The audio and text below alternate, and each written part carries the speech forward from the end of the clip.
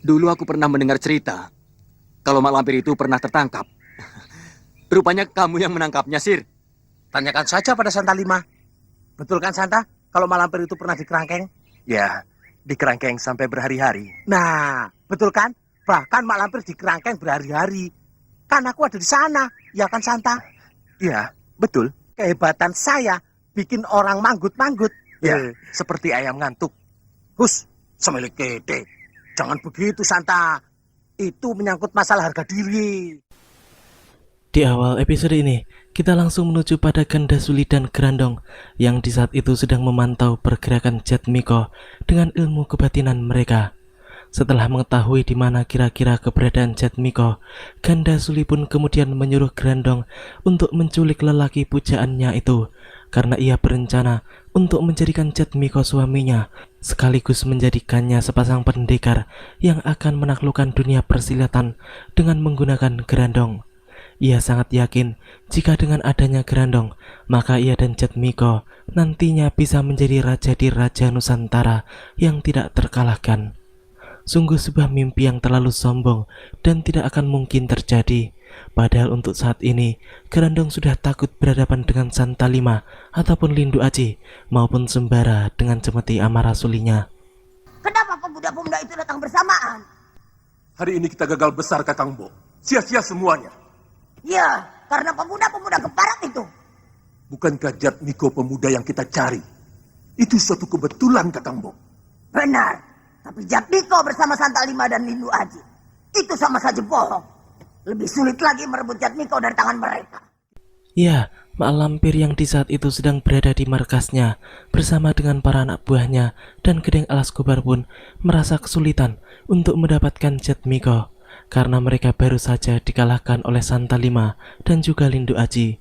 Apalagi Santa Lima kini tengah memegang cemeti amarah suli yang tidak akan mungkin bisa dikalahkannya.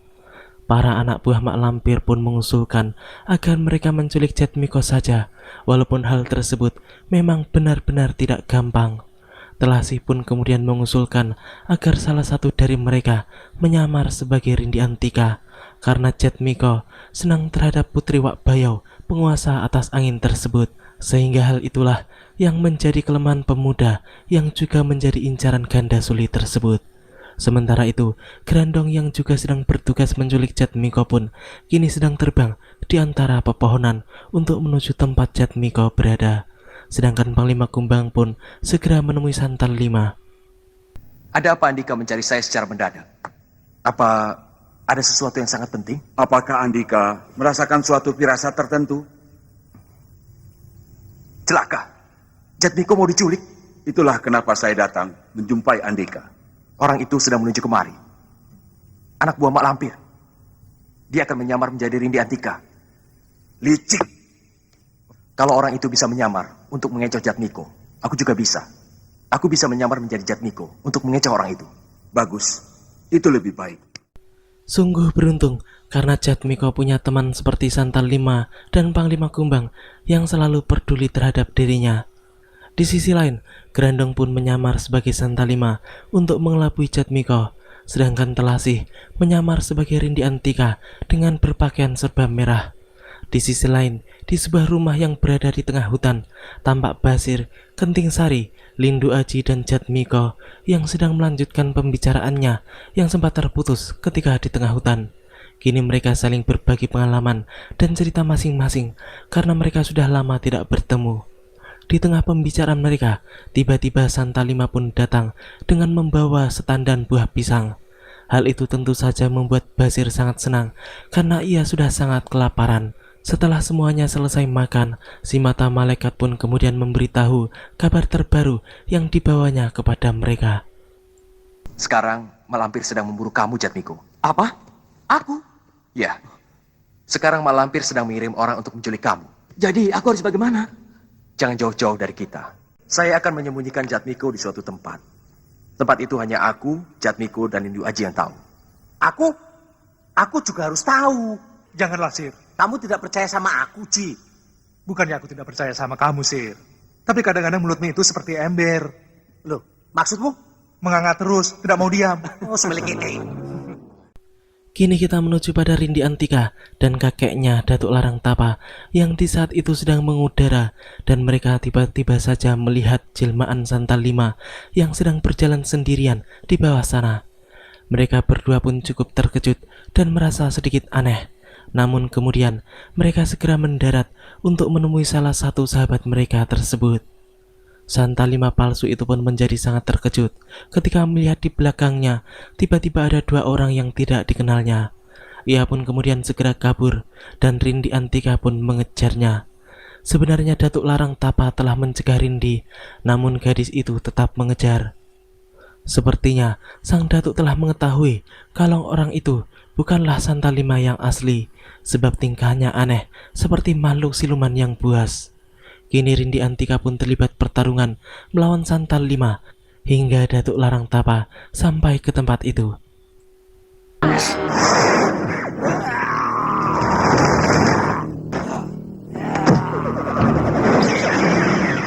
Aneh, Santal Lima menyerangku, Kek.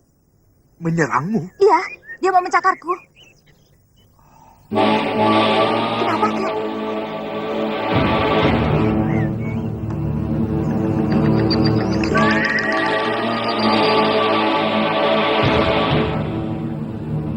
Yang kau hadapi itu tadi, si Grandong.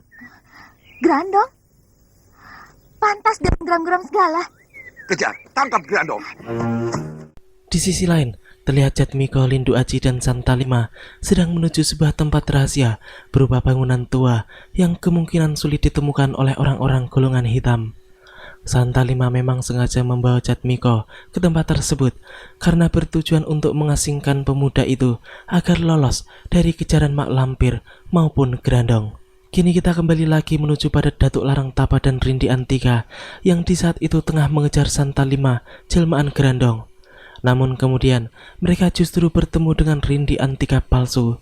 Hal itu jelas membuat bingung mereka karena Rindi Antika yang palsu itu kemudian justru menuduh Rindi Antika yang asli yang kini sedang bersama dengan kakeknya adalah Rindi Antika palsu.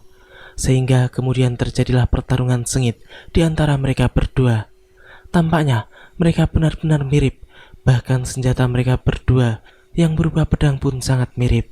Kini keduanya pun sama-sama mengeluarkan jurus-jurus andalannya untuk menjatuhkan satu sama lain. Dan sepertinya Rindi Antika yang asli sedang berada di atas angin. Ternyata Rindi Antika asli lebih hebat daripada Rindi Antika palsu yang mengenakan pakaian serba merah.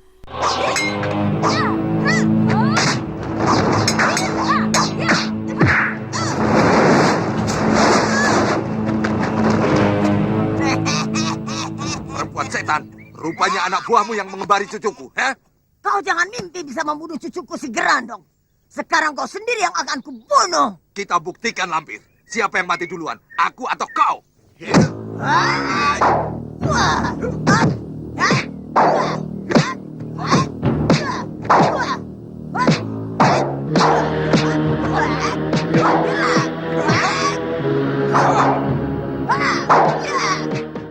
Ya, Santal Lima yang berada di tempat itu pun kemudian menyamar sebagai Jatmiko untuk mengelabui mak lampir. Pertarungan antara Datuk Larang Tapa dan mak lampir sendiri kini telah mencapai pada puncaknya, di mana keduanya sama-sama mengeluarkan jurus-jurus andalannya untuk segera meringkus lawannya masing-masing. Jurus atas angin Datuk Larang Tapa memang hebat, namun sepertinya masih kesulitan untuk mengalahkan mak lampir. Sudah berapa kali sang datuk terkena hantaman nenek setan tersebut, akan tetapi sejauh ini ia masih bisa bertahan walaupun kuda-kudanya sudah mulai goyah.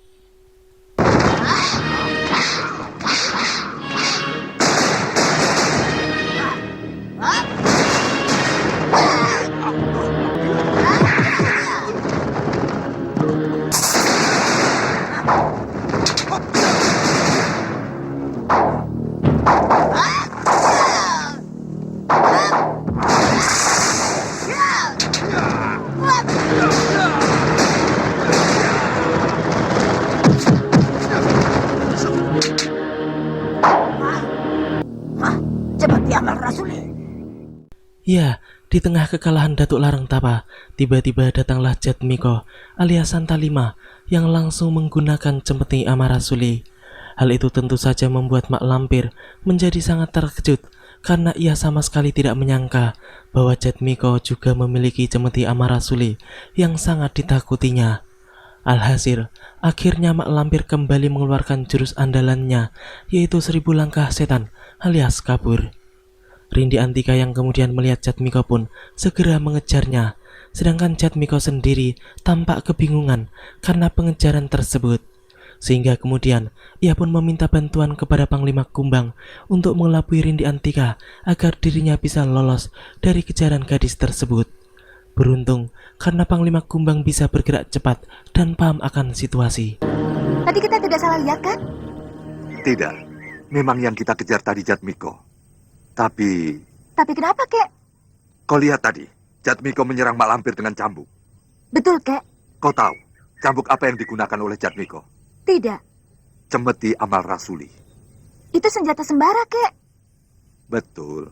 Mungkin dia Santa Lima menyamar menjadi Jatmiko. Bisa jadi yang kita kejar tadi memang benar Jatmiko. Dia pinjam cemeti Amal Rasuli pada Santa Lima untuk menghadapi Mak Lampir. Sementara itu, Santa Lima yang menyamar sebagai Jatmiko kini sedang berjalan menuju tempat persembunyian Jatmiko yang asli. Kini ia pun sedikit mengeluh karena penyamarannya. Akhirnya ia harus repot dikejar-kejar Rindi Antika.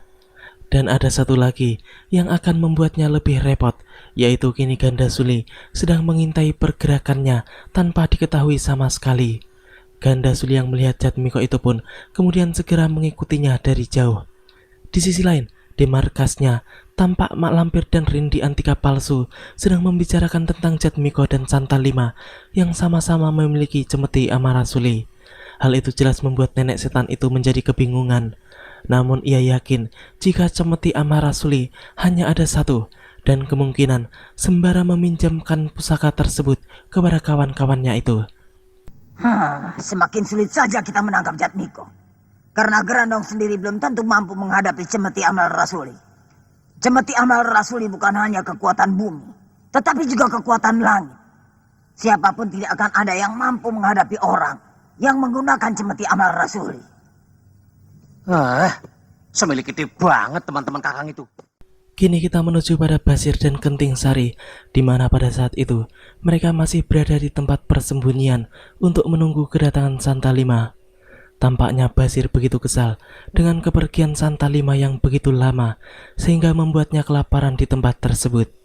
Akan tetapi, tak lama kemudian yang datang adalah justru Jatmiko, bukanlah Santa Lima. Mereka bertiga pun kemudian segera berjalan menuju tempat persembunyian yang menjadi markas baru mereka, yaitu di Istana Tua. Di sana telah menunggu Lindu Aji dan Jatmiko yang asli. Sampai di tempat itu, ternyata Ganda Suli masih mengikuti Jatmiko. Kini ia pun mengikuti ketiganya sampai menuju pada sebuah bangunan rumah tua yang berada paling ujung. Di sana Jatmiko pun masuk ke dalam rumah tersebut seorang diri dan menyuruh Basir menunggu di luar. Tak lama kemudian, Basir pun menyusul masuk bersama dengan Kenting Sari. Ternyata semua itu juga tidak lolos dari pengawasan Mak Lampir.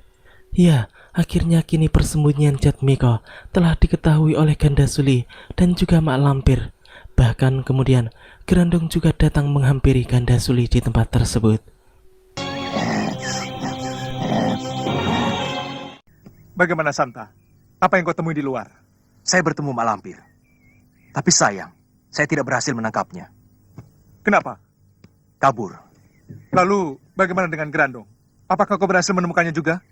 Tidak, tapi saya yakin kalau ada Mak Lampir, pasti ada Grandong di sekitar situ. Aku harus berhasil membunuh Grandong. Aku tidak akan kembali ke keraton sebelum membawa Mak Lampir dan Grandong hidup atau mati. Kakang mendapat tugas dari Sultan Agung. Iya, Aku akan membantu Kakang. Aku juga. Aku akan membantu Andika sampai Grandong binasa. Aku juga. Aku siap mati untuk kamu, Ji. Pembicaraan para pemuda golongan putih tersebut sepertinya seru sekali. Kini Basir pun tidak mau ketinggalan untuk membantu Lindu Aji meringkus Grandong. Basir pun mengatakan bahwa ia rela mati demi membantu Lindu Aji. Namun Lindu Aji sendiri hanya menanggapinya dengan senyuman. sebab ia tahu betul siapa itu Basir dan bagaimana watak lelaki bongsor tersebut. Di tengah pembicaraan mereka, tiba-tiba saja datanglah Panglima Kumbang yang memperingatkan bahwa ada sesuatu yang akan terjadi. Santalima pun kemudian menjelaskan bahwa di luar sedang ada bahaya yang mengancam dan kini musuh sedang mengintai mereka. Si mata malaikat itu pun menjelaskan bahwa mereka harus berhati-hati karena yang akan mereka hadapi adalah Grandong. Sementara itu, Grandong yang tengah berada di depan pintu rumah tua itu pun kemudian segera mengeluarkan ilmu Bayu Bajranya yang bisa mengeluarkan angin begitu kencang.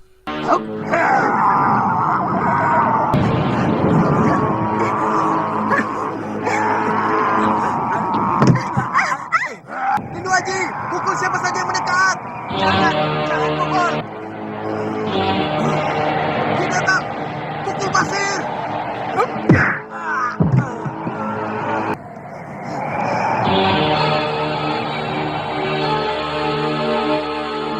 Kenapa dia, Ji? Bukankah tadi kamu yang menyuruh aku memukul Basir? Innalillahi, aku yang salah. Seharusnya yang dipukul kembaran Basir, jelmaan Grandong. Jatmiko tidak ada. Celaka. Mereka pun langsung mengejar Grandong yang telah membawa kabur Jatmiko. Kini di rumah tua itu tinggallah Kenting Sari dan Basir yang sedang pingsan karena pukulan Lindu Aji. Wanita itu tampak kebingungan karena Basir tidak kunjung bangun dari pingsannya. Namun kemudian ada Panglima Kumbang yang menghampiri Kenting Sari serta menunjukkan tentang tata cara membangunkan Basir yang benar. Sang Panglima pun kemudian memberitahukan bahwa Basir harus dibangunkan dengan mantra khusus yang hanya berlaku untuk Basir saja. Panglima pun kemudian membisiki Kenting Sari tentang ucapan-ucapan yang harus dikumandangkan di kuping Basir. Lalu ia pun segera menyusul yang lainnya mengejar Grandong. Nasi liwet, ayam panggang, sayur asem, semur jengkol, gulai kambing, kebul-kebul. Hah? Mana? Mana? Mana apanya? Halo. Nasi liwet, ayam panggang, semur jengkol, gulai kambing, kebul-kebul. Di luar. Hah? Kini kita menuju pada Grandong yang di saat itu sedang terbang cepat menuju hutan dengan membawa Jatmiko. Sepertinya ia akan membawa pemuda itu menuju tempat Ganda Suli menunggu. Namun tiba-tiba saja muncullah Gedeng Alas Kobar yang langsung berhasil merebut Jatmiko. Lalu diikuti oleh Mak Lampir yang langsung menghadang Grandong yang hendak mengejar Gedeng Alas Kobar. Nenek setan itu sedikit menggoda Grandong sehingga membuat makhluk jelek tersebut marah besar. Ganda Suli pun kemudian muncul dan langsung menyuruh Grandong untuk mengajar Mak Lampir karena telah berani berbuat curang kepada mereka. Pertarungan pun dimulai. Grandong yang hendak menyerang Mak Lampir pun kini harus menahan serangan murid-murid nenek peot tersebut yang terlebih dahulu maju untuk memotong gerakan Grandong dengan pukulan jarak jauh mereka.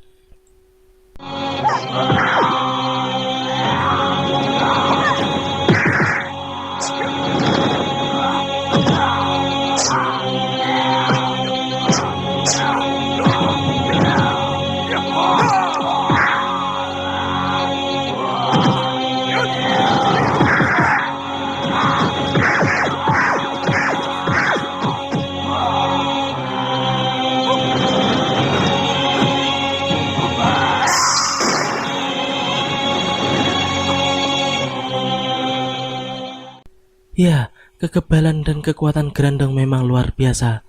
Lindu Aji yang menghajarnya berkali-kali dengan ajian Margopatinya pun sama sekali tidak berarti bagi makhluk iblis tersebut. Bahkan kemudian Lindu Aji sendiri yang harus terluka akibat pukulan jarak jauh Grandong. Kini makhluk itu pun menghilang entah kemana. Mak Lampir yang hendak mengejarnya pun langsung dipotong pergerakannya oleh Ganda Suli, sehingga kini nenek peot itu disibukkan dengan serangan-serangan berbahaya dari pedang pusaka muridnya sendiri. Bahkan kemudian tubuhnya pun harus hancur terpotong-potong menjadi beberapa bagian akibat serangan pedang Ganda Suli.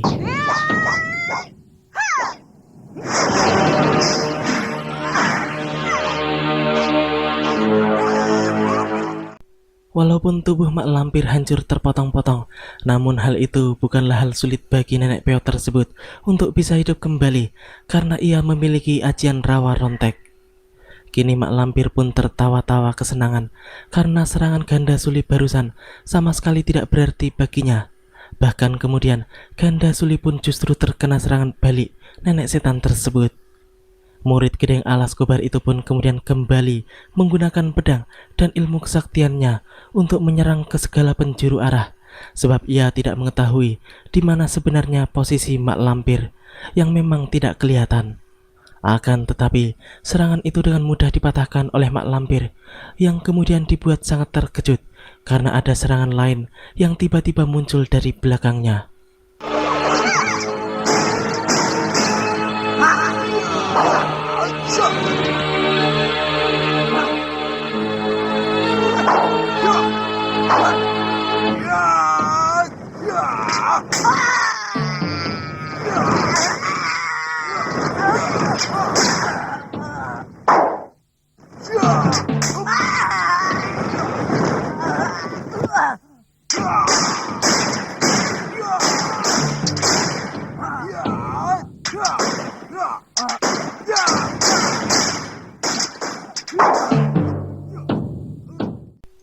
Ternyata yang muncul adalah Santa Lima dengan cemeti amarah sulinya.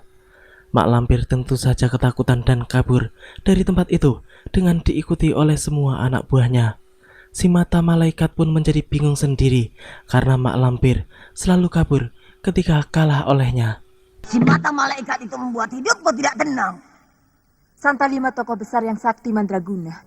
Ditambah lagi sekarang dia memegang cemeti amarah suli. Rasanya mustahil untuk bisa mengalahkan dia, Guru. Bagaimana cara untuk mengatasinya, Guru? Aku tidak tahu. Aku sendiri sudah lama dibikin repot oleh cemeti amal rasuli. Kalau kalian ingin menjadi yang nomor satu di dunia ini, miliki cemeti amal rasuli. Tetapi untuk memilikinya, sangatlah sulit. Guru pernah mencobanya? Berkali-kali, tetapi tidak pernah berhasil.